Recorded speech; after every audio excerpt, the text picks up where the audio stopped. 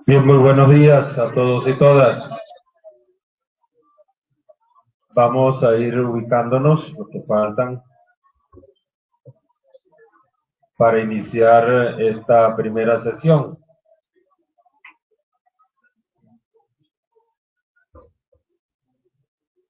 Y lo vamos a hacer en el nombre del Padre, del Hijo y del Espíritu Santo. Vamos a pedir al Señor que con su Espíritu nos acompañe durante todo el día, especialmente en esta primera sesión de reflexión. Reflexión que tiene que asumir un rol primordial en cada uno de nosotros, especialmente en ese caminar del discipulado a aprender del Señor, a ser como el Señor. Vamos a pedir que nos envíe su Espíritu para que crezca en nosotros cada día la fe y se haga agradable este momento de reflexión. Decimos todos, Padre nuestro, que estás en el cielo, santificado sea tu nombre. Venga a nosotros tu reino. Hágase tu voluntad en la tierra como en el cielo. Danos hoy nuestro pan de cada día. Perdona nuestras ofensas, como también nosotros perdonamos a los que nos ofenden. No nos dejes caer en la tentación y líbranos del mal. Bueno, y con esa disposición de querer ser también nosotros escucha de esa palabra reflexiva, especialmente dentro del ámbito de nuestra América Latina y el Caribe, pero sobre todo como cristianos. Entonces nos preparamos para iniciar con esta ponencia, con esta reflexión, con esta palabra de nuestro hermano Gustavo, lo que va a introducirnos en este caminar de toda la semana.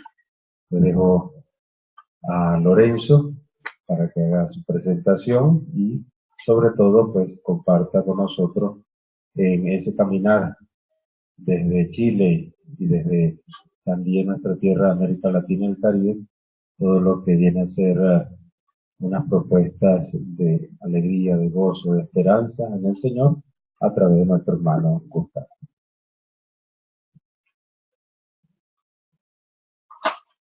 Solo para pedirles un favorcito, y es tener en cuenta, tener cuidado con lo de los celulares, lo mismo para las fotos. Después de la conferencia se pueden tomar las fotos que sean necesarias. Por el momento pues les pedimos el favor de no tomar fotos. Bien, buenos días a todos y a todas. Tengo el privilegio de presentar a nombre de la organización de nuestro congreso al padre Gustavo Gutiérrez. Él nos ha venido acompañando hace tiempo y podemos decir que en verdad él no necesita presentación entre nosotros. Entonces, más bien yo quisiera, a nombre de los participantes de este congreso, expresarle nuestra gratitud por acompañarnos. Sabemos que se trata de un teólogo de reconocimiento mundial, teólogo y académico, profesor también, que hasta ahora sigue nutriéndonos con su enseñanza, y que ha hecho teología desde la realidad de nuestro continente, con sus potencialidades, con sus dolores, sus alegrías, sus desafíos, que ha hecho teología desde los pobres. Desde Aparecida diríamos hoy día que ha hecho desde la experiencia de encuentro personal y comunitario con Jesucristo, desde América Latina y desde los pobres.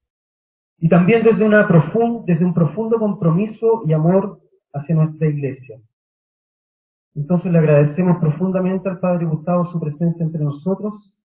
Él abordará estos fundamentos de nuestra pastoral social Cáritas, la dimensión social del Evangelio, y esperamos con esto ir fortaleciendo nuestra identidad eclesial, esta espiritualidad para testimoniar este compromiso transformador desde nuestra fe en Jesucristo.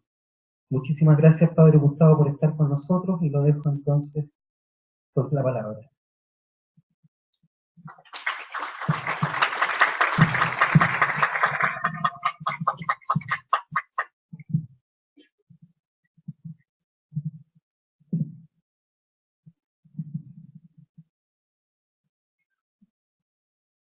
Bueno, en primer lugar, un agradecimiento por la invitación a participar en esta reunión. Por muchas razones es una alegría, entre otras, es una oportunidad para reencontrar viejos amigos, para conocer a otros. Y gracias también que tenido la gentileza de presentarme en este momento. Y quisiera decirles que el capítulo cuarto, que es este, el recomendado, de la Evangelii Gaudium, es un capítulo muy extenso, deja muchos temas.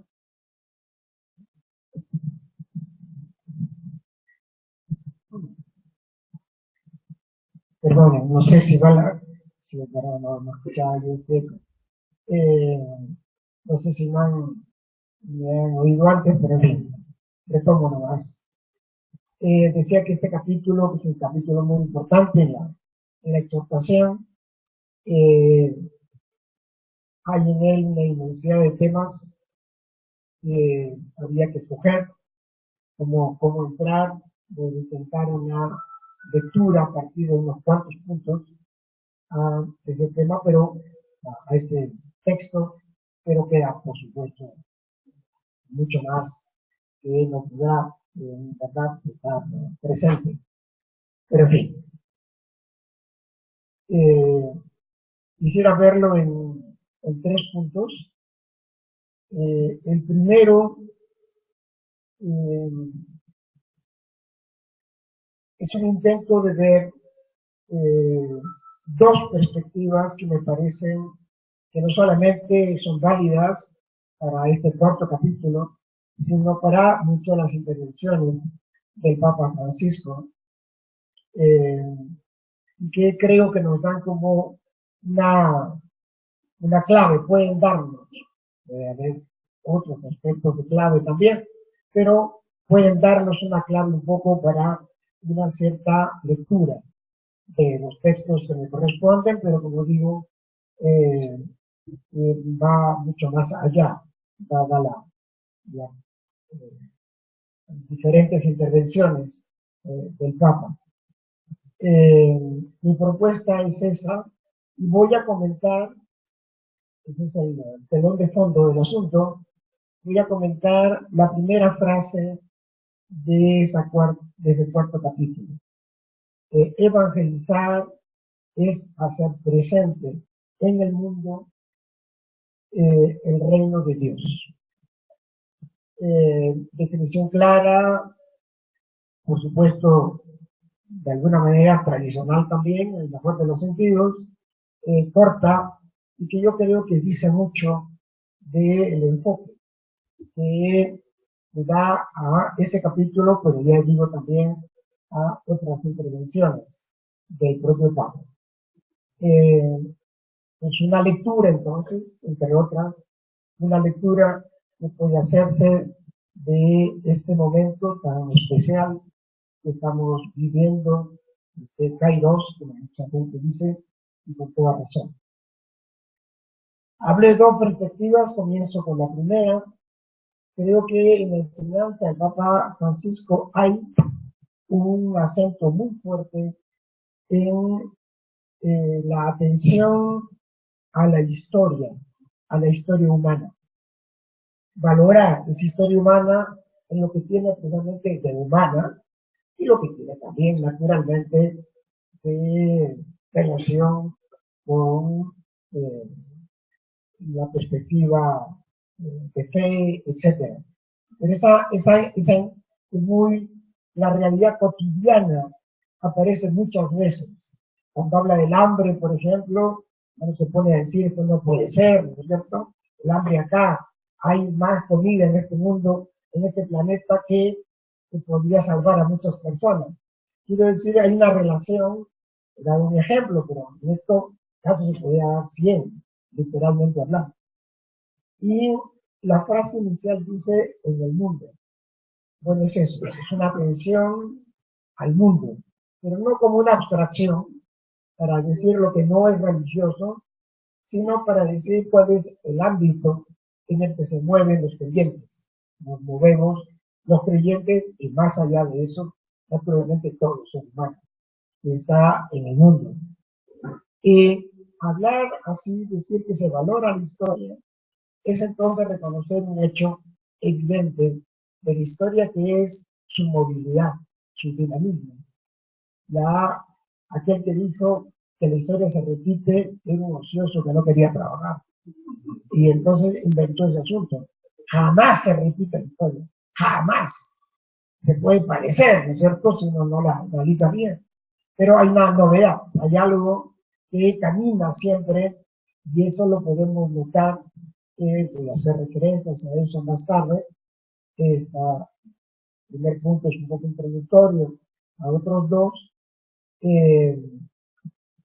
Y aquí hay una noción teológica central en la revelación cristiana, que es no solamente la noción, el hecho de lo que llamamos la encarnación. Siempre me ha parecido, y creo estar muy acompañado en ese parecer, que la encarnación es una de las cosas más difíciles de entender. Porque un Dios que se haga uno de nosotros, estamos acostumbrados a decirlo, es correcto, es alguien que forma parte de la historia humana, Jesús y Yoshua, un judío, ¿no? Y al mismo tiempo, pues es absolutamente sorprendente. Es uno de los puntos que se trabaja más en el diálogo interreligioso, por ejemplo, ¿no? Por la dificultad que hay y que comprende de muchos de los que participan en ellos, diálogos, de hablar de un ser humano como Dios. Y la encarnación, yo diría, además tenemos los primeros siglos para testimoniar de eso, hubo comprensiones con el acento en una de las dos vertientes, digamos, por decirlo así, la humana y la divina. Eso tomó muy fuertemente la discusión teológica y pastoral. Todos los primeros grandes teólogos son todos pastores, ¿no? Y se comprende que sea así. Yo creo que acá hay esta afirmación de la encarnación.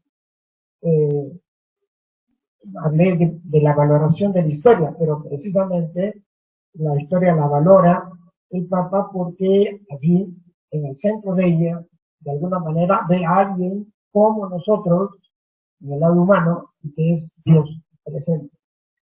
Hay en el mundo cristiano, hay como escapes un poco a ver en Jesús más Dios que un ser humano. Y a veces hasta pensamos no, pero digamos, se dice un poco como que ciertas palabras o acciones, ya lo sabía todo, ¿no? Y que claro, casi como que disimula. A veces dice no emplea ese verbo, pero da la impresión que si lo sabía todo y dice otra cosa, pues está disimulando. Muy difícil de entender, es un misterio, pero un misterio en el sentido bíblico del término. El misterio lo enseñó un filósofo francés, Gabriel Marcel, cristiano convencido además. El misterio no es un problema, el misterio no es un enigma, el misterio es una realidad tan grande que nos envuelve. Estamos dentro del misterio, digamos. Y es por eso que no podemos, con todas así en plan de ideas claras y distintas, entenderlo. El misterio solamente, como dice el propio Marcel, lo que podemos hacer es mencionarlo y invocarlo. Invocar ese misterio. Y eso son maneras humanas, naturalmente. Oración, oración y otras cosas más. Y me parece que entonces el tema, teológicamente, de la encarnación me parece clave. Ustedes dirán, hay otras claves, sí, así, lo dije al comienzo, que está muy lleno de cosas. Esas afirmaciones no buscan exclusividad, buscan simplemente subrayar algo que me parece que está bien allí. En el mundo cristiano ha habido, y hay todavía, ¿no es cierto?, como un escape. Yo recuerdo haber leído, siendo adolescente, un librito de mis amigos aquí argentinos y otros también, recordar la editorial, se llamaba Editorial Difusión,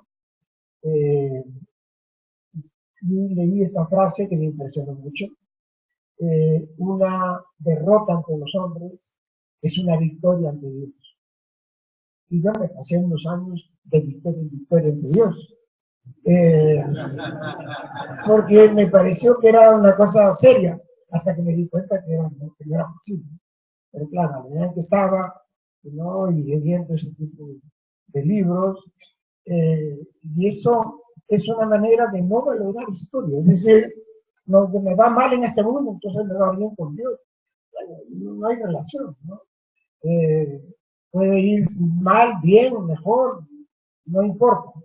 Hay esta idea de que lo religioso, lo divino, es también, como se dice frecuentemente, y yo respeto, por supuesto, esa expresión, ¿no? Muere alguien, a veces una persona muy entera, muy coherente, cristiano, pastor también, y dice: partió a la casa del Padre. Como que partió, ¿dónde estaba antes entonces? ¿No? Si estar acá en la historia es estar en la casa del Padre ya, ¿no? Tal vez no estuvo, pero serán otros los que no estuvieron. Pero esta buena persona, claro que estaba en la casa del Padre. Bueno, ya sé que la gente no tiene esa intención, comprendo, lo entiendo, pero hace ver estas frases que hay como otra cosa, ¿no? Alguien también le escuché una vez decir a alguien: tú nunca hablas de la vida eterna, le dijo a una persona. ¿Cómo que no hablo de la vida eterna?, le contestó ahí el que era acusado. Bueno, pues jamás dices, pues sí es eterna. Si yo hablo del presente, estoy hablando de la vida eterna. Ah, no me había dado cuenta. Bueno, si es eterna, pues sí, el pasado forma parte de la vida eterna. Y el presente también. Hay unas maneras, a veces, que van por ese lado, y yo creo que aquí hay algo muy importante. Permítanme leer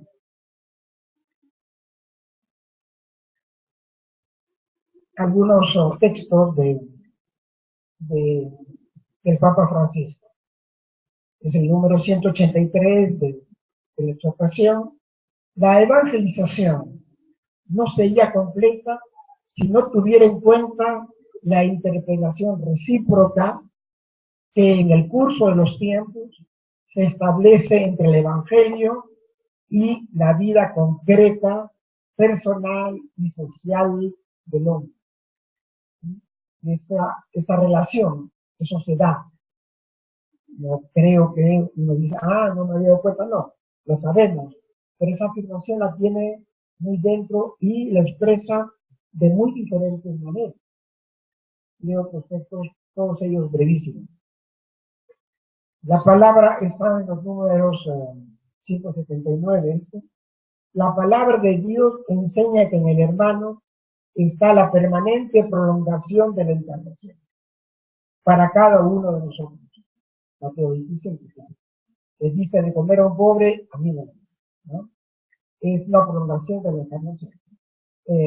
O sea que es claro y explícito en su lenguaje. Otro texto de la línea: algunos quisieran un Cristo espiritual, sin carne y sin cruz.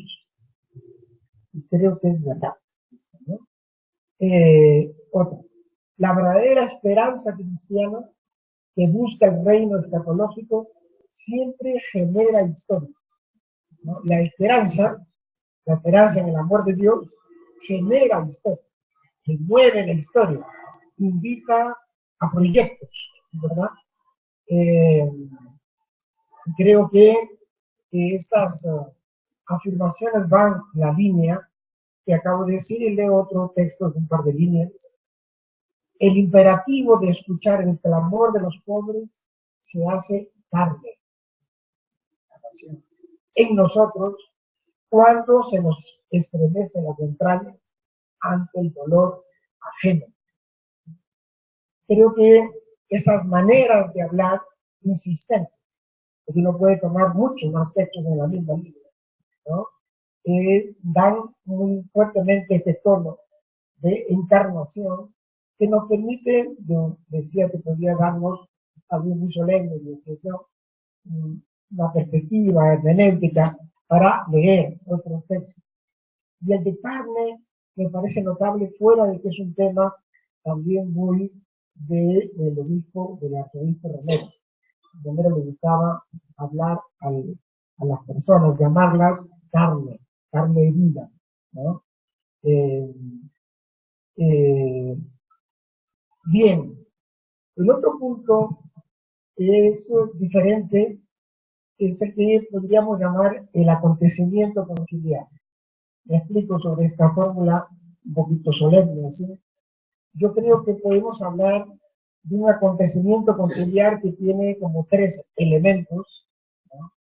El primero es Juan 23, invitando al concilio y planteando cosas que no fueron tomadas en el concilio por diferentes razones, me interesa acá, pero yo creo que su eh, posición abre campo, ¿no? A buscar otras cosas más y sigue siendo vivo. Y hoy día lo recordamos mucho por esta relación con el Papa Francisco que encontramos en su lenguaje, un elemento.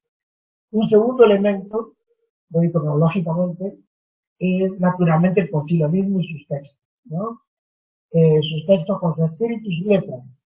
Esa oposición a veces marea un poco, pero yo creo que el concilio tiene un mensaje extraordinario, realmente. También porque Juan 23 dijo que convocaba a un concilio pastoral. Y algunos dijeron, sí es pastoral, entonces, no es tanto. ¿No? Es el concilio más teológico de toda la historia de la Iglesia, ¿no? Ese es el concilio pastoral. Esa paradoja para quienes creen que la pastoral es simplemente pragmatismo, ¿no? Y que lo que importa son las definiciones, bueno, pues es muy importante y también vemos esa tendencia en Francisco.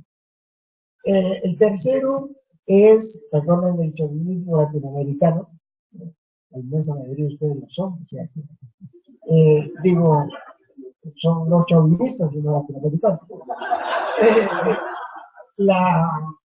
Creo que Medellín forma parte del acontecimiento conciliar para nosotros en este continente. Es apenas 3 años después del concilio y su tema fue de América Latina y de la Iglesia a la luz del Vaticano II. Ese fue el tema de Medellín, ¿no? Y entonces creo que con mucho derecho uno puede decir que forma parte del acontecimiento conciliar, que tiene además el último día, uno de los 2 últimos días, tiene un discurso extraordinario de Pablo VI, ¿no? Sobre el sentido de Vaticano II, de la acusación que ya asomaba en ese tiempo, era demasiado humano, ¿no? Como si el humano fuera malo, demasiado humano, y él explica que no, ¿no? Es lo que él llama el espíritu, ¿no? La espiritualidad del principio de Pablo VI. No voy a entrar en eso ahora, pero es un discurso a leer, releer.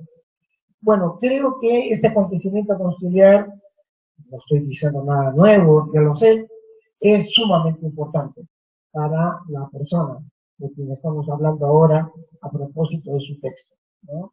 Este acontecimiento conciliar marca muchas cosas. La Iglesia de América Latina ha tenido una situación muy especial que a veces, ante tantas barbaridades que ocurren en América Latina, nos olvidamos que también las hay muy buenas, ¿no?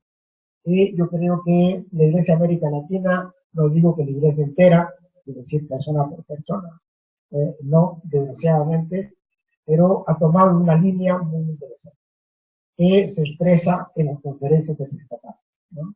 De Medellín a Aparecida, tenemos una posición clara, muy conciliar desde el comienzo, un recuerdo claro de Juan 23, en el tema del pobre, sumamente fuerte, ¿no? Y muchos otros temas, claro está. Hay una valoración de el mundo popular, de su cultura, de su manera de vivir la fe, también con las lagunas que hay en eso, normales, humanos. el mayor escándalo, me parece a mí, y que fue el comienzo de la revolución teológica en América Latina. De nuestro continente es pensar en un continente cristiano, mayoritariamente dentro de cristiano católico, con una inmensa pobreza, ¿verdad? Sobre todo en esos tiempos, hace más de 40 años, el número de pobres, ¿no? Idea, el tema de pobres más tarde, era mucho mayor. Es un escándalo, en realidad. ¿Cómo compatibilizar lo que decimos, ¿no es cierto? Estamos en un continente católico, sí, pero la tercera parte o casi la mitad de estos pues, no tienen para comer, ¿cierto? Eso en América Latina, hay problemas mundiales. Ayer se mencionó, por ejemplo, ese informe que nos dice que 1.000 millones de personas padecen hambre. Bueno, hay que añadir que si padecen hambre, quiere decir que van a morir de hambre. O sea, 1.000 millones de personas que van a morir de hambre, ¿no? Entre ellos, claro, tenemos una buena proporción por latinoamericanos. Y por consiguiente el tema se hace urgente si valoramos también mucho la historia. Si creemos que con que a una confesión de fe, que es naturalmente importante, ¿no? Es suficiente para hablar de la cristianidad o de la catolicidad de una persona o de un pueblo, pues hay que tomarlo muy, muy en serio, pero en ese caso no debería haber, ¿no? Lo que tenemos hoy día entre nosotros. De Beijing, el concilio marca mucho la cuestión del mundo. Recuerdan que lo que ya un test de iglesia en el mundo no estaba previsto, ¿no? Y como un documento para el concilio y es uno de los principales, ¿no? De los 4 principales, digamos, de los esto está o sea, la idea de la iglesia en el mundo. Hubo una pequeña discusión en un momento en el concilio, en la 4ª sesión, si se iba a llamar en lengua vulgar ese texto Iglesia y Mundos. Y muchos dijeron, no, eso son como 2 cosas separadas. Lo que debemos llamarlo es en el mundo, Iglesia en el mundo. Y al fin y al cabo eso también es cierto, porque hasta que se sepa, hasta ahora los únicos cristianos de este mundo son los seres humanos, ¿no? Y entonces, si está en el mundo, pues claro, es normal que esté en. No es una sociedad aparte, ¿no? Ni una raza aparte, digamos, ¿no? Y el tema de la salida, ¿no? Que Francisco plantea, es justamente una valoración de la encarnación, ¿no? De la creación, ya lo sé, ¿no? No voy a hacer un tratado teológico acá, subrayo la parte de encarnación, porque me parece que es sumamente importante. Esa salida, eso, digamos, para mencionar un texto que es uno más importante de los evangelios, la parábola que llamamos del buen samaritano. Entonces, eso no está en la Biblia, usted sabe, no es buen samaritano, no es bueno. Nosotros el puro bueno lo llamamos bueno. Se llama simplemente el samaritano. Bueno, esta parábola que conocemos, no tengo problema ninguno tampoco, con el buen samaritano, ¿qué es lo que hace? Sale de su camino y se acerca, ¿no? Y tenemos la gran sorpresa de que esa parábola nos enseña, no hay tiempo para detallarla como comentarios sobre ella, y es que literalmente hablando, estrictamente hablando, no tenemos prójimos, los hacemos. El prójimo se hace. Si yo me acerco a alguien, o sea, si me aproximo a alguien, lo convierto en mi prójimo y yo me hago prójimo de él. Recuerda la pregunta de Jesús al término del relato. ¿Quién de estos 3? Pues todos pensábamos nosotros que el prójimo es el herido, ¿no? Pero Jesús le dice quién de los tres, ya no el herido, sino de dos colegas de la antigüedad, nuestros, ¿no? Y del samaritano, perteneciente a un pueblo mal visto por los judíos, ¿no? Por los de Judea. Ahora bien, decir que nosotros hacemos al pobre, corrijo mi cuestión, pero de otra manera, sí el herido es un prójimo, porque yo me acerqué, porque lo convertí en mi próximo, o sea, mi prójimo, ¿no? No tenemos, salir es hacer prójimo, ¿verdad? Es practicar la aproximación. Eso es lo del samaritano. Y por consiguiente, no basta simplemente salir con mentalidad de solidaridad para con el herido y el prójimo. No, lo dice bien el Papa cuando dice salidas geográficas y existenciales, ¿no? No basta salir geográficamente. Uno puede salir con una mentalidad de atrás, ¿no es cierto? Del centro, no. Se trata de salir abiertamente. Lo que hace el samaritano es atenderlo y llevarlo a una posada, etcétera, etcétera, ¿no? Es una solidaridad, no es únicamente una cuestión de idea, él cambia, y observen que esta es una parábola que no tiene esas cosas clásicas, no digo que sea mejor ni peor, sino que es importante tenerlo, observarlo, de esas cosas de un señor invitó a una señora encontró, ¿no? Aquí estamos en una cosa en la que lo religioso, salvo por los dos primeros, ¿no? Que pasan por ahí, no es casi mencionado, ¿no? Pero es lo más profundamente religioso. ¿Qué cosa es más cristiano que acercarse al otro? Porque con él me acerco yo a Jesús, ¿no? El arte cristiano lo ha comprendido. Esta es una de las parábolas más presentes en pintura, en escultura, etcétera, porque ciertamente el mensaje allí es muy grande. Y el asunto es compasión. La palabra compasión es una palabra muy curiosa, porque compasión viene de sufrir con el otro, de compartir, ¿no? De solidaridad también, y la compasión es entonces sufrir con el sufriente, pero por solidaridad. Y es la misma palabra que la palabra simpatía, solamente que compasión tiene el con, que viene del latín, y simpatía tiene sim, que quiere decir con, que viene del griego. Simpatía, patía es lo mismo que pasión, es decir, el mismo dicho, ¿no?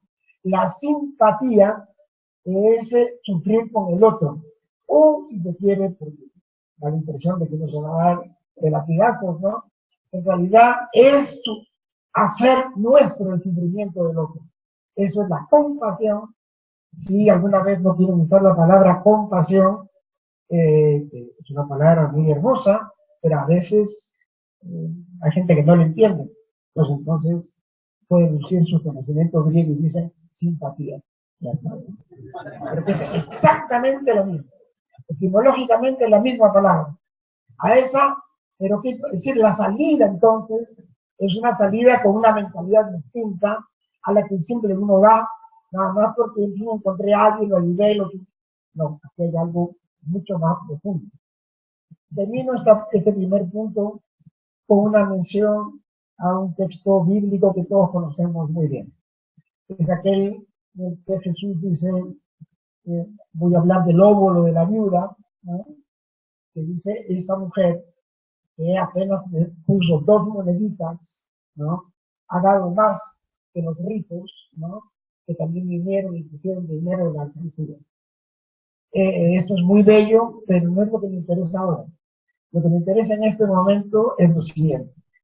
Al comienzo de este pequeño relato, se dice, Jesús se sentó frente a la puerta del tesoro, que era la puerta por donde entraba el dinero, estamos amanecidos. El templo de Jerusalén era como un mall hoy día, ¿no es cierto? La gente, bueno, más grande también, no había cine, claro, pero compraba cosas, comía, rezaba, ¿no? y había muchas puertas. Bueno, escogió, vamos, ¿no?, la puerta del tesoro. Imaginémoslo sentado en una piedra que podría haber ahí, ¿no?, mirando a la gente. Estaba solo, eso sí está claro en el texto, porque se dice, llamando a sus discípulos, no estaban con él, les dijo aquello que ya mencioné. Lo que yo quiero subrayar acá es que es muy importante el punto de vista para entender las cosas. Acá el punto de vista fue escogido por Jesús. Se puso ante una puerta clave, de la cual se podía ver cosas. Lo que vio era esta diferencia de limosna y este valor de la viuda, que vio todo lo que ella tenía para el otro. A mí me parece, si quieren, es como un mirador. Si me permiten, quisiera presentar estas dos perspectivas que acabo de recordar como un mirador. Es mirar desde la encarnación, mirar desde el acontecimiento conciliar la enseñanza que tiene la exhortación, en particular el cuarto capítulo.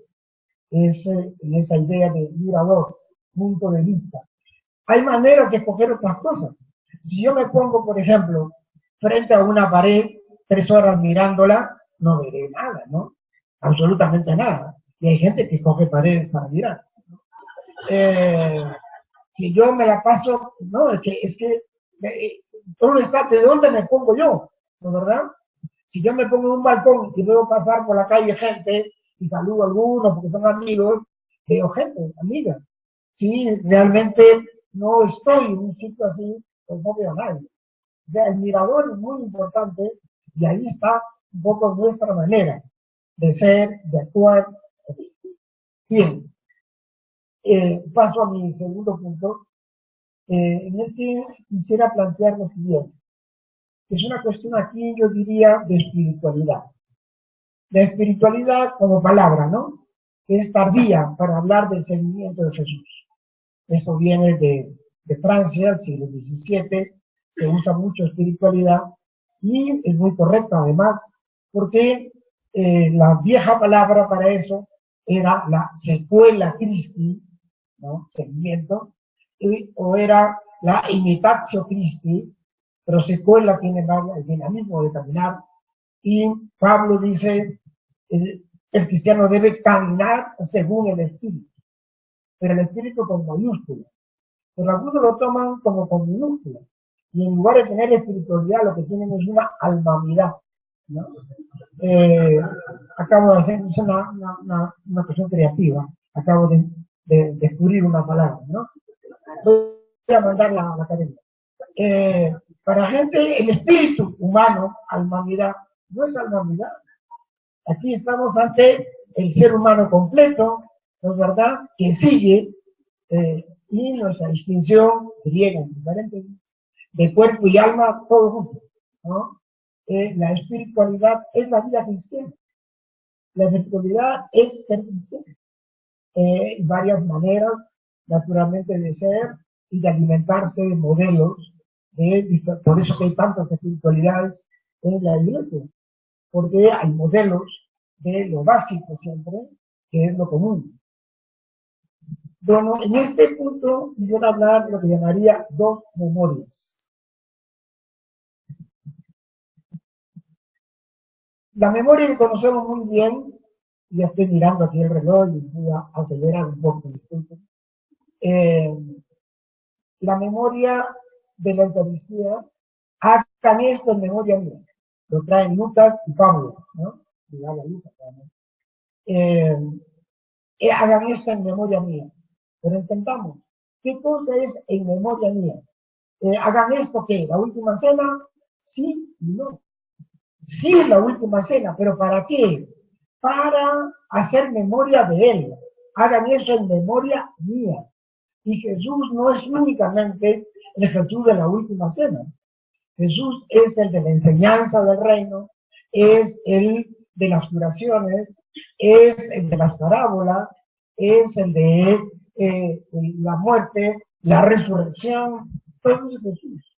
La memoria mía recuerda memoria de Jesús. La palabra memoria, saben ustedes, es una palabra muy importante en la Biblia. Está centenares de veces en la Biblia. Y nuestro lenguaje corriente también, y muchas veces muy ligada al amor. Por ejemplo, si uno le dice a una persona, me voy de viaje, pero no me olvides después, ¿no? Es una manera de decir, quiéreme, ¿no? Acuérdate de mí. La Biblia cada rato dice, Yahvé te sacó, recuerden que lo sacó de Egipto. Recuerden, memoria, ¿no? La memoria no es una fijación al pasado, no es una nostalgia, ¿de verdad? La memoria bíblica. La mejor definición, creo que hay de la memoria, es la escueta, como costumbre el autor que voy a mencionar, hacer de San Agustín. La memoria es el presente del pasado. Es el presente del pasado. Hagan memoria, hagan presente el pasado. Cronológicamente es pasado. Cronológicamente es de hace 2000 años, ¿no es verdad? Esa expresión curiosa del Papa cuando dice, habla del tiempo y del espacio, que el tiempo domina el espacio. No voy a entrar en el detalle, pero esa fue la que me hizo acordar de este asunto. Hay acá entonces una memoria de la globalidad de Jesús, de esos detalles, de recordarlo. ¿Para qué? Para darle gracias. Y entonces la última cena es esta. La última cena es el recuerdo y simultáneamente el culto, la acción de gracias por el don de Jesús que nos hace el Padre como Él lo dijo, ¿no? Tanto amó Dios al mundo que envió a su propio Hijo. Bueno, creo entonces que la memoria es importante y tenerla, si la circunscribimos a la repetición necesaria y sumamente importante en la vida cristiana, de juntarnos con otros, para eso, si la restringimos a eso, no estamos en esa fidelidad. Creo que sí hay que hacerlo en comunidad, no es un recuerdo individual, es un recuerdo comunitario, ¿no? Recordar y dar gracias también, ¿no? Eucaristía quiere decir dar gracias. Hay una segunda memoria que tal vez tenemos menos presente. Ustedes saben muy bien que en el Evangelio de Juan no hay un relato de la Eucaristía. Hay la última cena, y larguísimo, muy largo, ¿no? Con todos los sermones ahí de Jesús, casi despedida, pero todo eso está en ese panorama, pero no habla de la Eucaristía. Y no deja de ser extraño, es verdad que Juan es el evangelio que se distingue más de los sinópticos que tienen muchos puntos de contacto, naturalmente, ¿no? Juan es medio francotirador, ¿no? Allá va él, y último, según la cronología hasta ahora aceptada, último de los evangelios. ¿Y qué es lo que hace en la última cena? En un momento toma una jofaina, agarra un trapo para limpiar, para secar, ¿no? Y, por supuesto, Pedro, por favor, protesta siempre, porque los psicólogos dirían un primario, ¿no? Se lanza siempre. Pero es tan bueno que siempre se arrepiente también. O sea que con toda seguridad lo vamos a encontrar. Bueno, la protesta, pero Jesús le lava los pies, costumbre de la época, ¿no es verdad?, en que el anfitrión, el invitante, hacía eso, caminos de tierra, calles de tierra por supuesto, los pies en sandalias, ¿no?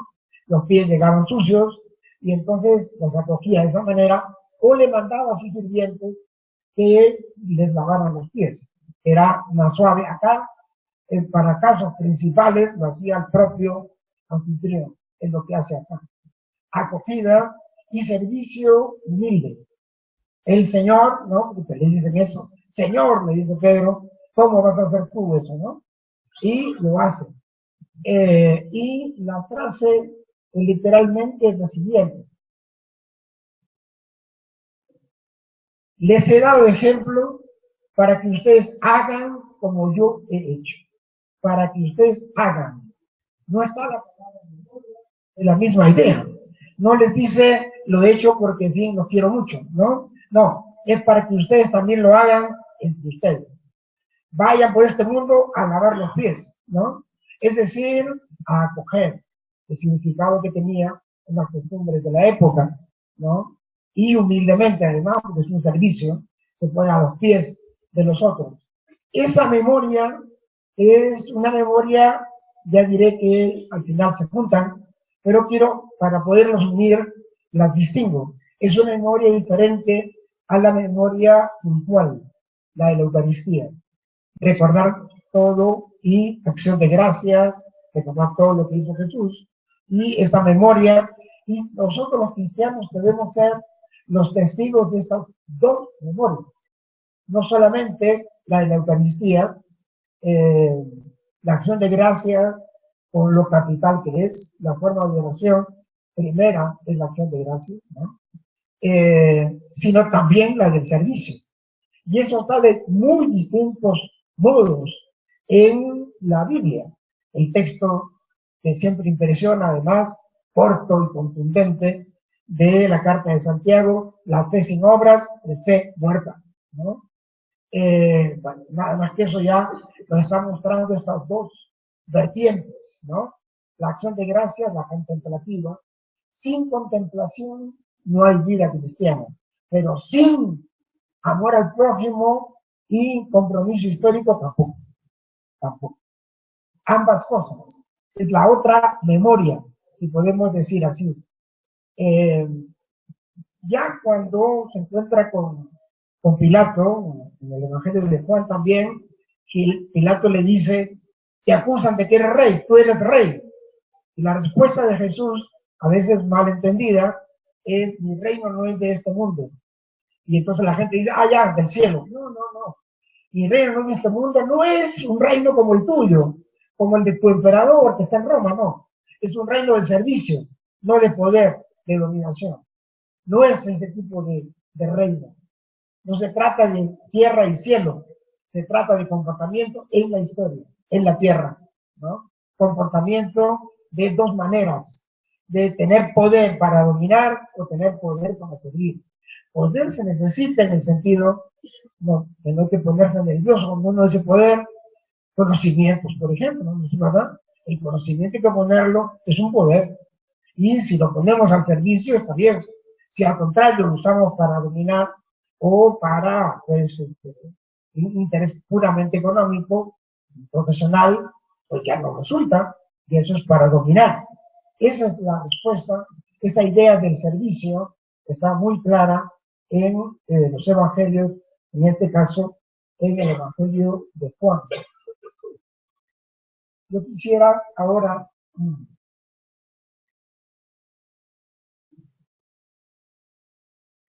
leer unos textos de Francisco. Está en el 264.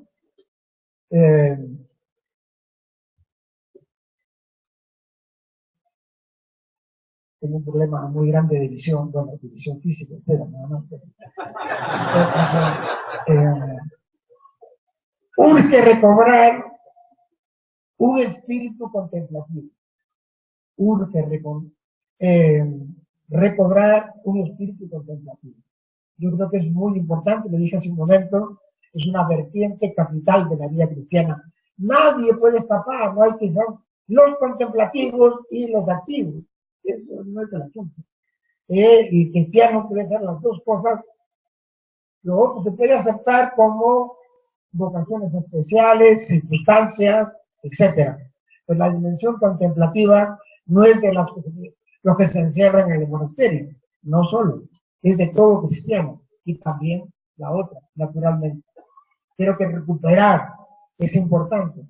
Otra expresión es el 270, dice, pero Jesús quiere que toquemos la miseria humana, que toquemos la carne sufriente de los demás.